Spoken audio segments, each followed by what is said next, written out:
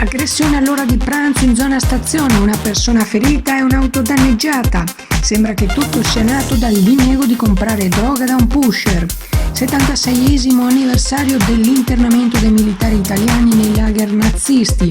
La cerimonia in mattinata al tempio dell'internato ignoto di Terranegra. Piazzola ospita la 15ª edizione di Caseus Veneti, il concorso regionale dei formaggi del Veneto, con il primo concorso nazionale dedicato ai formaggi di fattoria e della montagna. Padova e il volontariato, le associazioni in Prato della Valle per la seconda edizione del festival provinciale a loro dedicato.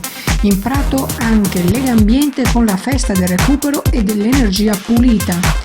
Viabilità rivoluzionata a San Lazzaro, chiudono gli ultimi 2 passaggi a livello ad alta percorrenza presenti in città.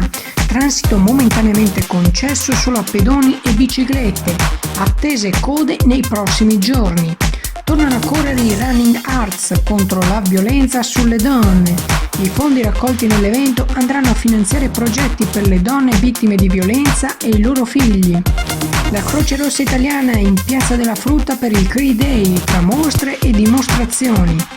A Carmignano di Brenta è inaugurata completamente la ciclabile che da Carmignano porta a Comazzole. Presente alla cerimonia anche l'assessore regionale ai trasporti De Berti. 8ª edizione in Prato della Valle del Festival delle bande musicali Majorez. Obiettivo far conoscere al grande pubblico questa importante tradizione musicale. Un pezzo di mare approda in Prato della Valle, torna tutti i giorni fino al 6 ottobre Chioggia in Prato. Sotto il tendone si festeggia San Francesco raccogliendo fondi per le missioni dei frati cappuccini.